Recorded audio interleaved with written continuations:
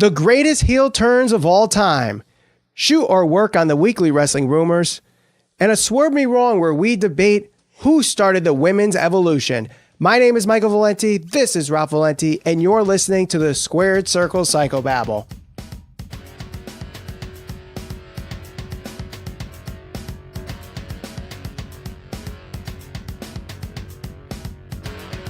This week in WWE, we had two pretty big heel turns. On Raw, Dean Ambrose turned on Seth Rollins in a very emotional episode of Monday Night Raw where some people are calling it ill-advised, some are calling it perfectly executed. On NXT, Johnny Gargano turns, and a lot of people love the way this executed, and it was so great. And even Tommaso Ciampa tweeted that it brings a tear to his eye, and he loves this new Johnny Gargano that we could be seeing. With that, we thought it'd be a nice way to count down the 10 greatest heel turns of all time. Number 10 on the list, Larry Zbyszko turns on Bruno Sammartino. Now, in 1980, the story is that Larry Zbyszko, who was trained by Bruno Sammartino, was trying to get out of the shadow of Bruno. And he thought the only way to do that was to challenge him in an exhibition match. Now, after refusing for a while, Bruno Sammartino finally accepted the challenge.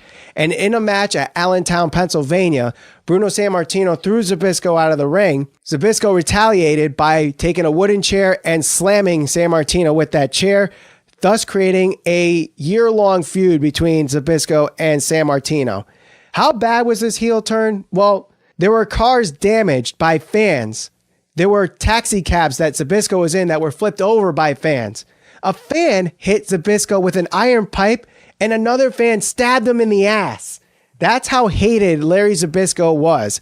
The feud culminated at the Showdown of Shea in 1980, where they had a classic steel cage match where Sammartino defeated Larry Zbyszko. Number 9, Tommaso Ciampa turns on Johnny Gargano. Anybody who's a big fan of NXT or anybody who even follows NXT knows that going back 3 or 4 years ago, DIY was one of the more popular tag teams. They really helped establish the tag team and the NXT brand overall, having some classic matches against the Revival, AOP, who they actually lost to that night in the ladder match.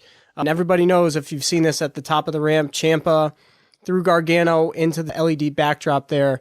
Eventually, Ciampa would get injured, but he'd return and they'd have a classic feud. You know, they've had some classic matches. They've had some unforgettable moments in matches. I was actually there at the most recent NXT Brooklyn, but had Ciampa not turned on Gargano that night, we wouldn't have had any of that. And we certainly wouldn't have the storyline that we're seeing right now, where I think where they're going to go with that is, you know, Johnny Gargano's been pushed to the breaking point where he has to stoop to new levels just to achieve his ultimate goal of obtaining that title. So it's interesting how something that happened however many years ago is now kind of still at the forefront, where you've got Aleister Black and Ciampa and Gargano all involved in that storyline. So that definitely has to rank up there within the top 10 of best heel turns of all time. Also considering, in my opinion, Tommaso Ciampa is still one of the best heels in the wrestling industry at this time. Number 8, Seth Rollins. There's always a plan B.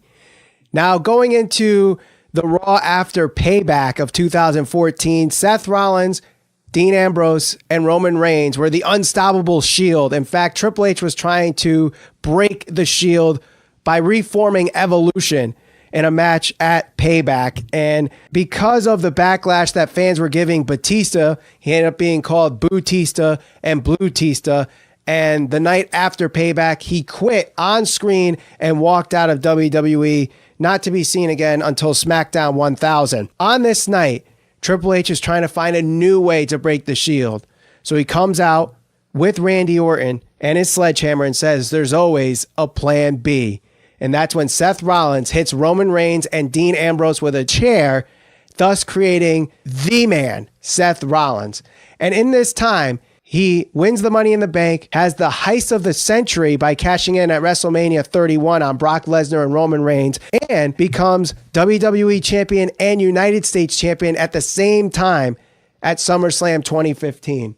Number 7, the double turn at WrestleMania 13, a classic match between Stone Cold Steve Austin and Bret the Hitman Hart. Actually, it was one of Dave Meltzer's 5-star matches in WWE. Bret Hart has Steve Austin in the sharpshooter. While Steve Austin is bleeding profusely, he will not quit. He won't stop bleeding. And then eventually he passes out. Ken Shamrock calls for the bell and Bret Hart wins. Even though Steve Austin did not quit, Bret Hart, who became the most hated wrestler in 1997 as voted on by Pro Wrestling Illustrated, and Stone Cold Steve Austin became obviously who he was, the most popular wrestler maybe in WWE history. Bret Hart was doing this anti-American thing.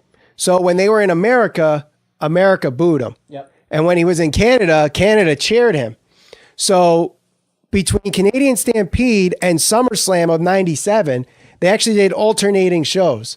So they did one show in Canada, then the following week was in America, then the following week was back in Canada, and the following week was back in the United States leading up to that SummerSlam. And if you are still subscribed to the WWE Network, watch those 4 Raws leading up to there, because that's probably the best 4 Raws that you'll see from 1997. Moving on to number 6 on the list of greatest heel turns of all time, it's Owen Hart kicks Bret Hart at the 1994 Royal Rumble. We're brothers. We sometimes disagree on things. And there's always that brother competition of who's doing better than the other. And this is basically what happened between Owen Hart and Bret Hart. Bret Hart was the face of the company at this time, and Owen Hart was kind of living in his shadow, being second wheel to this Hart family that everybody knows and loves. At the 1993 Survivor Series, one that we were at in Boston, Massachusetts, Owen Hart gets eliminated. So this planted the seed for this feud. And while you thought things were okay, they have a tag team championship match against the Quebecers at the 1994 Royal Rumble, where Bret Hart wasn't tagging in Owen. He was trying to tag him in, but he didn't. So the leg was injured in this match. So Owen Hart, after the match, he was so frustrated with Bret, he kicked his leg and was saying he was selfish. And it led to not one, but 2 great matches in this feud. WrestleMania 10, the first match of the night, probably one of the best matches in WWE WrestleMania history. And then their match at SummerSlam, the steel cage match there, which Dave Meltzer actually gave 5 stars to. And of course, it ended the feud when Owen Hart forced his mom to throw the towel in the submission match with Bret Hart and Bob Backlund, where Bob Backlund won the WWF Championship at Survivor Series. And then Diesel won 3 days later at Madison Square Garden in 14 seconds, and then led to the Diesel versus Shawn Michaels feud. Number 5, speaking of something culminating at Survivor Series, it's the Montreal Screwjob. And why are we calling this a heel turn? So this is a heel turn in the sense that, well, you know, we talked a little bit about Bret Hart and the significance of one of the other heel turns before. So this is significant because with the Attitude Era, Stone Cold Steve Austin was essentially the anti-villain. He was the biggest name at the time. He was the one that helped bring the ratings back when they were getting crushed by WCW on a weekly, monthly basis. The CEOs of companies and the Vince McMahons and the Ted Turners and the Eric Bischoffs, people like that were never really portrayed as characters. You saw Vince McMahon, you knew he was kind of involved in it if you read up on it, but he was essentially just a commentator. When he became Mr. McMahon, this big mega villain was during what came to be known as the Montreal Screwjob. So I'm sure most people know what this is. So Bret Hart, as the story goes, did not want to drop the title to Shawn Michaels. They didn't know what the finish was going to be. Shawn Michaels knew what the finish was going to be. I think Triple H at the time knew. Vince McMahon knew, and what ended up happening was Vince McMahon came out in order to protect his company, because at the time Bret was going to go to WCW. He didn't want him going to WCW as the champion. So in order to protect his company, he stopped the match. He essentially screwed Bret Hart. Bret Hart, as the story goes, we know, you can see this in the video, he spits on Vince McMahon. They go in the back. He knocks Vince McMahon out. Shawn Michaels ends up saying he knew nothing about it. All these years later, we found out he did know about it. But that was really where you got the first glimpse of the Mr. McMahon character that would feud against not only Stone Cold Steve Austin, but your Rock. Ric Flair, Hulk Hogan, Bret Hart when he came back. Shawn Michaels. I mean, Mr. McMahon is such a great heel. Shane, his daughter. Anybody. Jericho. He just was a great heel no matter who he was put with. Number 4, the Mega Powers explode. 1.5 years in the making of this storyline. It all started at Saturday Night Main Event where Hulk Hogan saves Macho Man Randy Savage from being attacked. They shake hands in the middle of the ring and thus creating the Mega Powers. At WrestleMania 4, Hulk Hogan saves Macho Man Randy Savage from getting attacked by Andre the Giant and Ted DiBiase, thus helping Macho Man Randy Savage win the WWF Championship after Hulk Hogan was leaving to do a movie I believe was No Holds Barred. They have their tag team match at SummerSlam, the Mega Bucks versus the Mega Powers, Ted DiBiase and Andre the Giant versus Macho Man Randy Savage and Hulk Hogan. They're an unstoppable force all the way through 1988, and then in 1989, on an episode of Saturday Night Main Event, Hulk Hogan and Macho Man Randy Savage are in a tag team match where Miss Elizabeth is hit on the outside. Hulk Hogan brings Miss Elizabeth to the locker room, and Macho Man Randy Savage, in a jealous rage, attacks Hulk Hogan, thus creating the heel turn and the WrestleMania 5 main event, Hulk Hogan versus Macho Man Randy Savage for the WWF Championship, in which Hulk Hogan would be victorious and take the WWF Championship back to Hulkamania. Another heel turn that helped build a main event at WrestleMania. Ralph, WrestleMania 3, Andre the Giant challenges Hulk Hogan. Yep.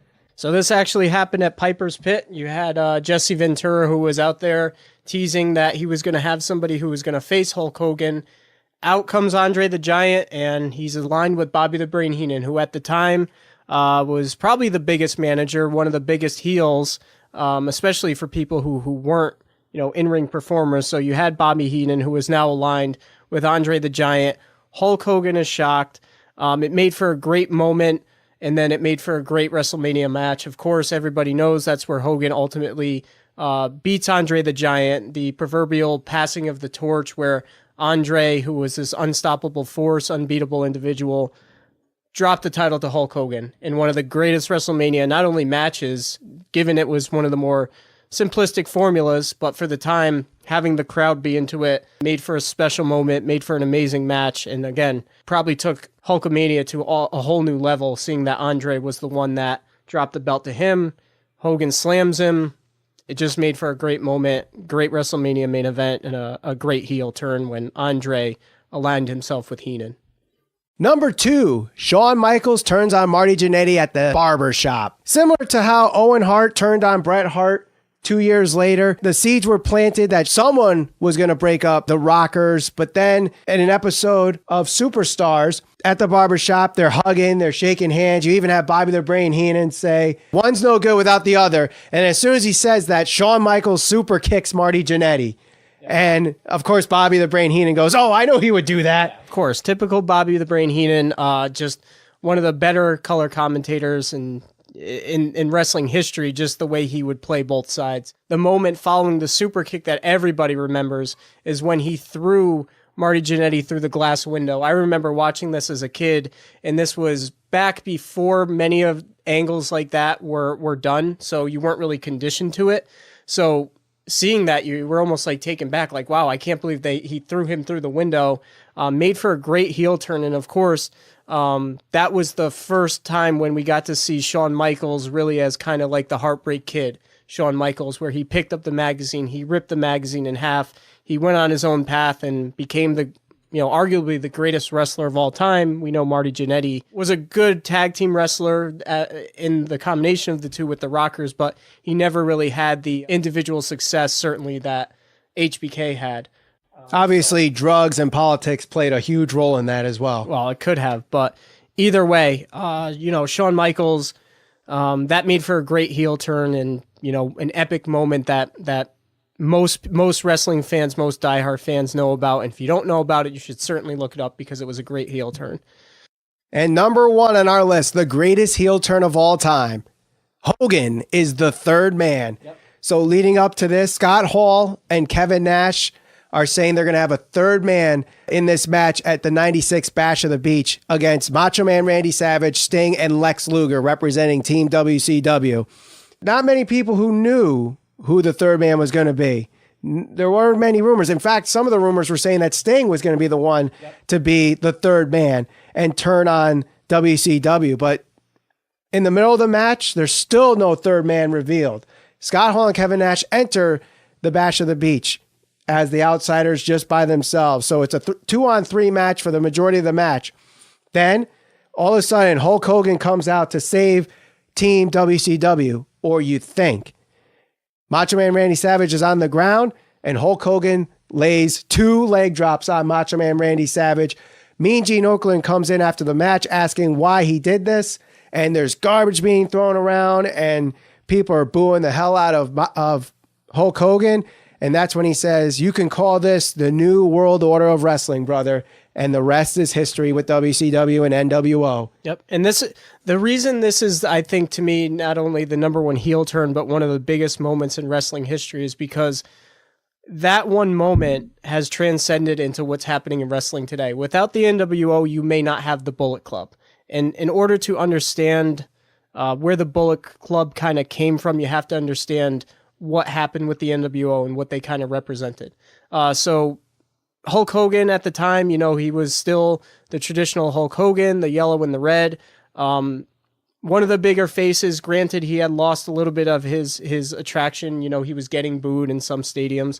But having him come out and actually reinvent himself as one of the biggest heels of all time in Hollywood Hogan, that's why I personally consider him the biggest star in wrestling of all time, because he was the top guy in the industry as the face and probably one of the biggest heels of all time as Hollywood Hogan and one of the biggest factions of all time with the NWO. So having him come out and reveal himself as the third member, all the stuff that got thrown out of them, and having Hogan cut that epic promo, which also led, eventually the NWO got so big and had such political control over what happened in WCW that we've talked about this. You had the mass exodus of certain guys like Eddie Guerrero, Chris Benoit, some of the guys that weren't given the opportunities that they felt they afforded. Rey Mysterio, Chris Jericho, those guys jumped ship to the WWE. So this is significant, not only from a personal standpoint where Hogan recreated himself, but just understanding the importance of that one night and that heel turn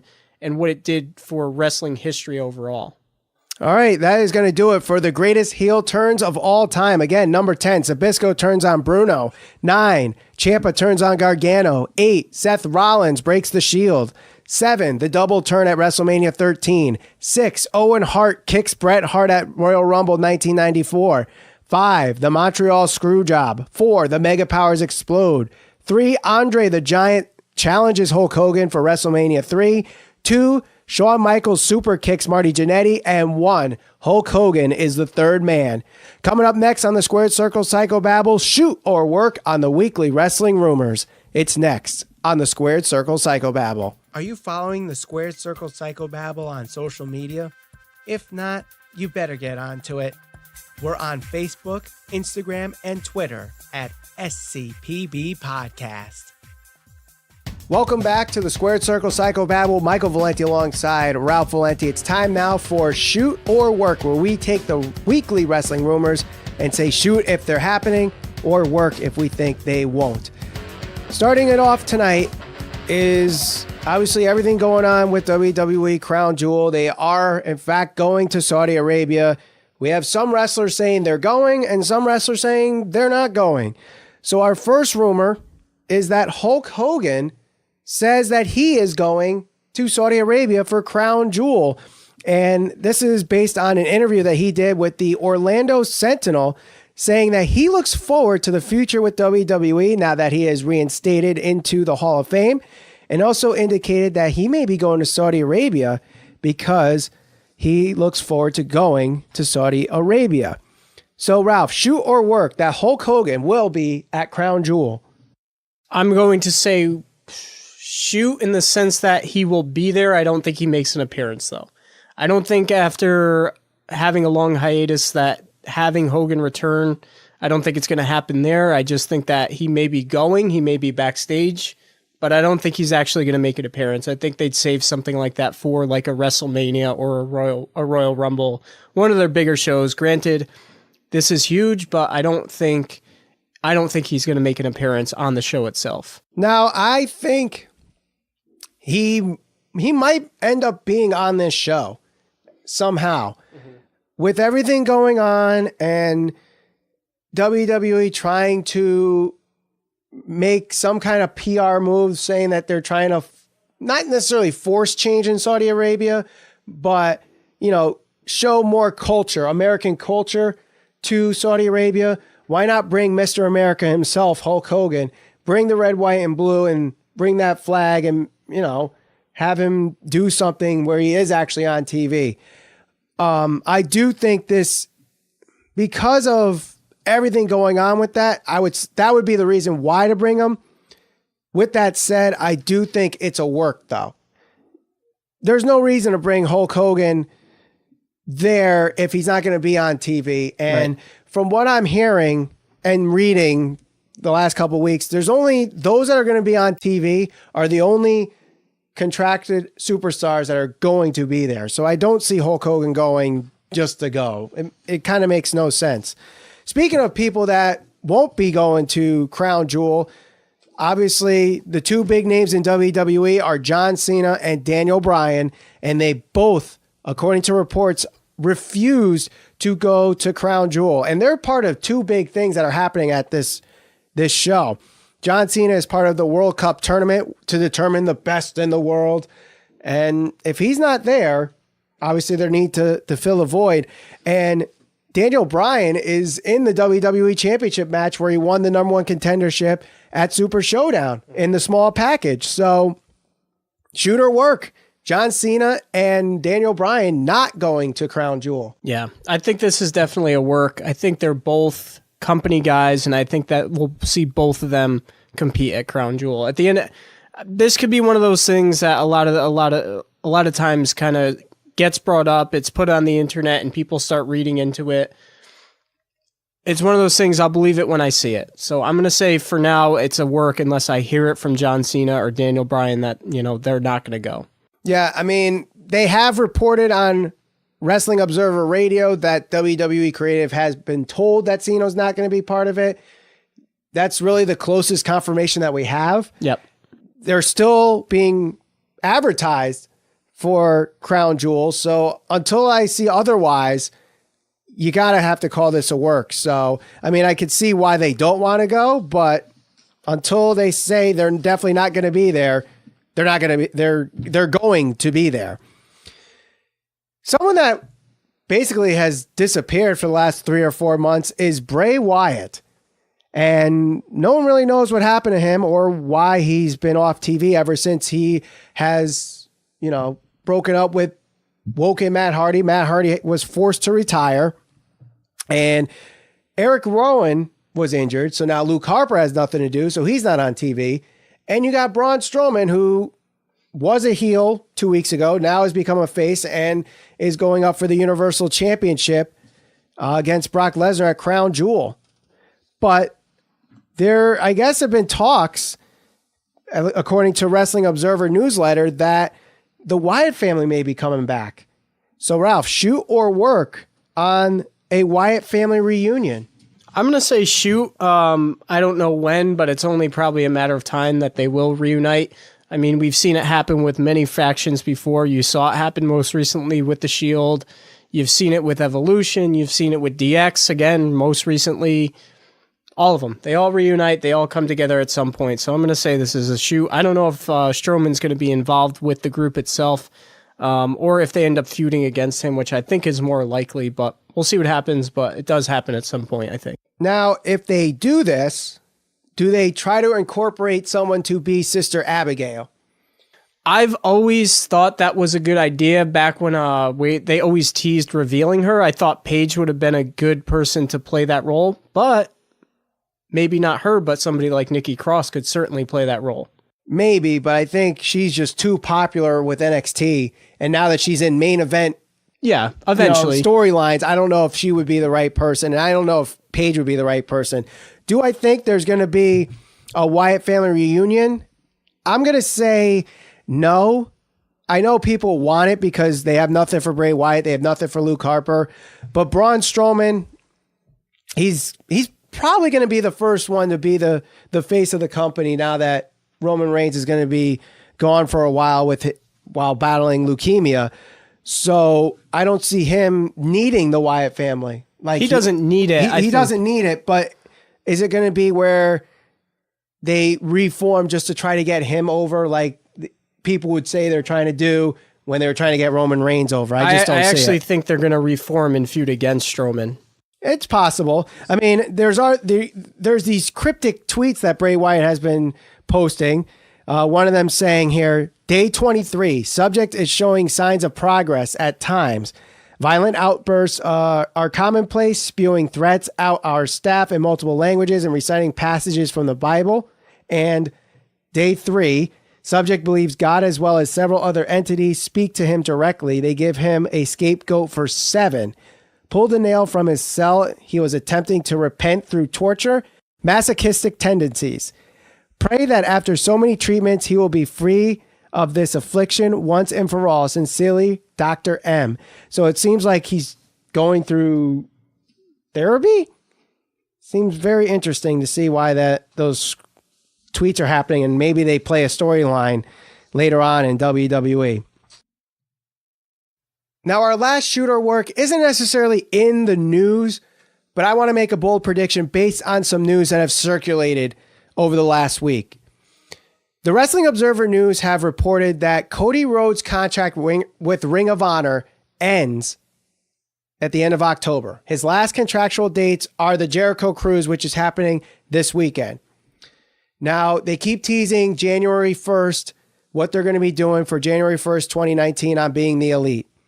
Wrestle Kingdom 13 is January 4th, 2019, and he's currently the IWGP US title. So maybe he does that date just to drop the title to Juice Robinson or whoever. Now, if his contract includes a 90-day no-compete clause, that ends around the end of January. And Cody Rhodes has tweeted this week that he is not in the G1 Supercard as of now. Now, you could say that no one's on the card, so that's why he's saying he's not on it. But I'm making a bold prediction, Ralph. Cody Rhodes will be a surprise entrant in the 2019 Royal Rumble. Shoot or work? As much as I'd like to see it, I'm going to say work. However, someone I do think we will see in it is Jericho. And it could be similar to the one-off things that he's been doing. He's done it with WWE. He was at the last show they had in Saudi Arabia. I don't think we see Cody Rhodes. I'd love to see it, but I just don't think it's going to happen. I could picture it right now. I could picture it, but I just this, don't. Okay? Picture this. Seth Rollins comes in at number 1. Number 2 could be nobody. Let's throw in Kurt Hawkins. Mm-hmm. Kurt Hawkins gets quickly eliminated, and Seth Rollins is in there by himself. And they do similar to how they introduced AJ Styles, okay? So they show the Titantron at number 3, and instead of saying, I am phenomenal, it says American. Then they cut to Seth Rollins with a confused look. Go back to the Titantron. It says Nightmare. And they play the old Cody Rhodes music when he was in WWE. The crowd just erupts. And yeah, they would go nuts. They would see Cody Rhodes even do the hood like AJ Styles did. And Cody Rhodes could do the hood because he used to come out with the hood. Yep. And pop up. There he is. Cody Rhodes comes in at number 3. And it could be a one-off. It might not. It doesn't necessarily mean he's coming back to WWE, but that would be a nice little one-off to be at the Royal Rumble. I like it. I'd love to see it happen. I just don't know if it will happen. So for now, I'm going to say it's a work. All right. Well, time will tell. We still have 3 months left until the Royal Rumble, which happens at Chase Field in Arizona. I can't wait for that one. But when we come back to the Squared Circle Psychobabble, we are talking about WWE Evolution happening Sunday night. Who started this women's revolution? It's coming up next on the Squared Circle Psychobabble. Are you following the Squared Circle Psychobabble on social media? If not, you better get onto it. We're on Facebook, Instagram, and Twitter at SCPB Podcast.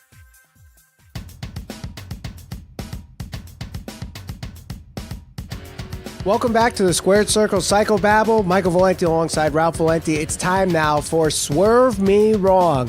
And this one, in honor of the first all-women's pay-per-view in WWE history, we are going to discuss who started the women's evolution. Ralph says it's Paige. I say it's the 4 horsewomen, Charlotte Flair, Becky Lynch, Sasha Banks, and Bayley. So 10 minutes are on the clock. It starts now. Ralph, why does Paige get the credit for starting the women's evolution. Sure. So I think it's important to kind of understand a few things. One, they talk a lot about different type of revolutions within the WWE in different eras. So with the women specifically, you had the Divas evolution, or the Divas period, which we know, as kind of Ronda Rousey alluded to, that Nikki Bella was a big portion of that. Before that, you had Lita and Trish, who were probably the best female wrestlers of their era. But it was mostly focused around just getting the women on a card, not necessarily focused around the wrestling itself. Fast forward to where we are today, obviously we have the first women's pay-per-view. That's right. That's going to be on Sunday. And where that kind of started, I believe it did start with Paige. And a big reason of why it started, and why I feel Paige should be credited with starting the women's revolution, as we call it now, is because the roots of that revolution started in NXT. All right, you're going to make the argument that the Four Horsewomen started it, and I can certainly understand that, but before them, you had Paige, who ultimately started in NXT, worked with those individuals that you're going to name, came up to the main roster, and on her first night on Monday Night Raw, beat AJ Lee for the at the time, I believe it was called the Divas title. Made for a cool moment, but that really, to me, was when you had two women who could truly work a good match, and then going forward from that, you had the Four Horsewomen who would come up and they'd be involved in it. But before them was Paige. That was, again, the first time in a long time where you had a female wrestler who can really go in the ring, deliver in the ring, have a good match, have a good promo. And she got a lot of attention, and certainly we know her career was cut short due to injury, and now she's the SmackDown general manager, but she's still relevant. And I think that you could make the argument, like I'm making, that Paige was the first individual to actually start that whole women's revolution and what we see today. Without her, it could have happened, but I think that was really the first moment, her winning the Divas Championship, where it shifted towards focusing more of women who could actually wrestle rather than just, having guys be able to look at women in bras and panties rolling around in mud and however else they were portrayed before that. But at a time, you're talking about NXT really getting a surge in popularity with WWE fans. And when it came to the WWE Network, Paige was already up in WWE. People were watching the takeovers and Arrival, and it was really Charlotte, Becky, Sasha, and Bayley that were having feuds with each other and memorable matches. You talk about the Iron Man match at TakeOver Brooklyn between Sasha Banks and Bayley. Then it just brought over to the main roster. The first ever last man standing match, or last woman standing match, which we're having at Evolution, is Charlotte versus Becky Lynch. The first ever Hell in a Cell match, Charlotte Flair versus Sasha Banks. The first Elimination Chamber match, Sasha Banks and Bayley were in that match. The first ever Royal Rumble, you have Becky Lynch is number 2, Sasha Banks is number 1. And Bayley was number 28, I believe. They were in there. So all the big moments that helped this women's evolution, those 4 have been involved. Right. And not just in wrestling here. Let's look at outside the United States. The first ever women's match in Abu Dhabi was Sasha Banks versus Alexa Bliss. Mm-hmm. So Sasha Banks again comes into the conversation. All these firsts are happening because of these 4. And the stuff that they did at NXT, they were the ones that really brought it up. And you talk about when they say they have this women's evolution, that night they all come up. You have Paige, Charlotte, and Becky in a faction. You have Sasha Banks in a faction with Naomi and Tamina Snuka. I forgot the name of their faction was, but you had Team PCB. And then Bayley comes up and she becomes a Raw Women's Champion at WrestleMania with that elimination match. And you have Nia Jax, and they're all becoming huge parts of the big storylines on SmackDown and Raw. So, and then you have Mixed Match Challenge that's happening now to get women involved. And how do you not say that those four were the reason for this evolution. Like, there have been great wrestlers at the time. You could say Alundra Blaze started the evolution. You could say Trish and Lita started the evolution. You could say that Paige started the evolution. They were all great wrestlers that delivered good matches, but at the same time, they didn't provide the depth that the four horsewomen did. Yeah. So I think it's important to understand the timeline of where those revolutions kind of start and understand what the women's revolution really is about. So it's really, as Stephanie kind of pointed out several times, it's really about the women at playing a more prominent role and not, like I said, just not being known as being put on the card for the guys to kind of look at. And, that traditionally, just to be honest, when women would wrestle, you knew that it was going to be a short match. If you've been at a show, that's usually the time people would go take a bathroom break or something like that.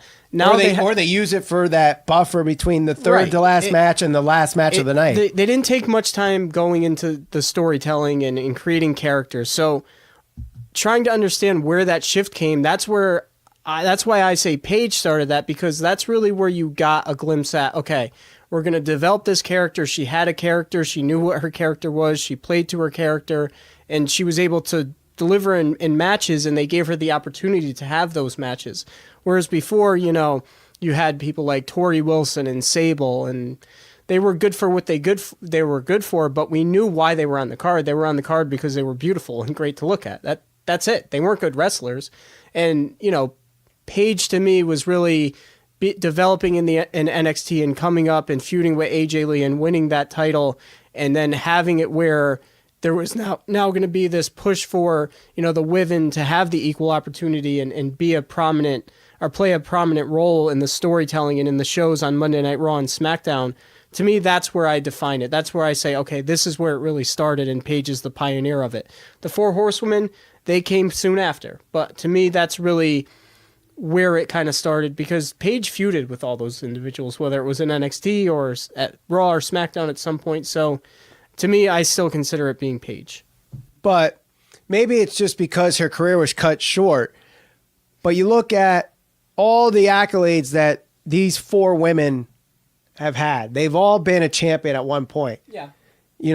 And you had Charlotte versus Sasha Banks. That first Hell in a Cell match was the first time ever women main evented a pay-per-view. Yep. And now they're going to main evented Royal Rumble in their first ever Royal Rumble match.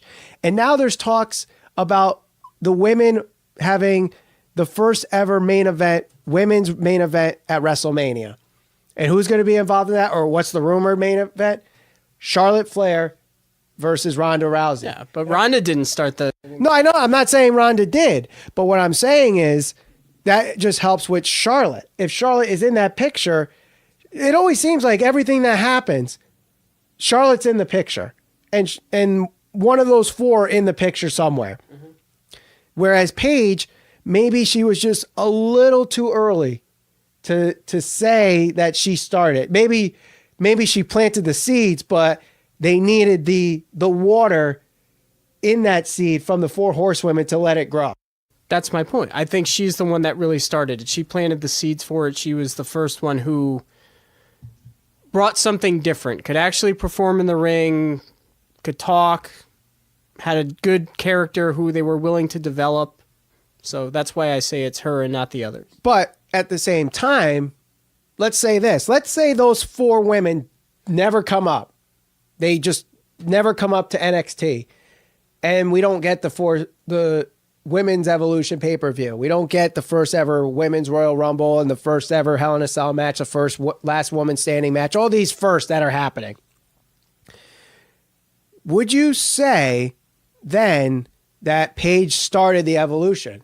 Because there wouldn't be an evolution because there's no one to follow up. But that's not the situation that we're in. We're talking about the women's evolution because it's real. It's here. I understand that. But that's what I'm saying. It's because of those four, though. You take those four women out, we're not having this discussion. Whereas if you took Paige out of the history books, you still have those four horsewomen that are doing all the first for everything. So in that regard, they have started the evolution. But you can't disregard the points of I understand what you're trying to say, but it doesn't make sense because, of course, if you take those women out, you're not going to have the women's revolution or evolution or whatever you want to call it. But at the same time, you do have them. And you still had Paige and you still had them, and you were at the point we're at now where we're going to have evolution and all of that stuff. So Paige is certainly a part of it. To me, I still think she was the one who started it and was the pioneer of it. Well, unfortunately, our 10 minutes are up here for this discussion, and we all know the real answer, who started the women's evolution. It's Stephanie McMahon. She definitely started it. So what do you guys think? Make sure you comment below. Follow us all over social media. We're at SCPB Podcast on Instagram, Facebook, and Twitter. We post videos here on YouTube every Sunday, Monday, and Wednesday. And listen to our podcast every Sunday afternoon starting at noon. For Ralph Valenti, my name is Michael Valenti. We'll talk to you all next week on the Squared Circle Psychobabble.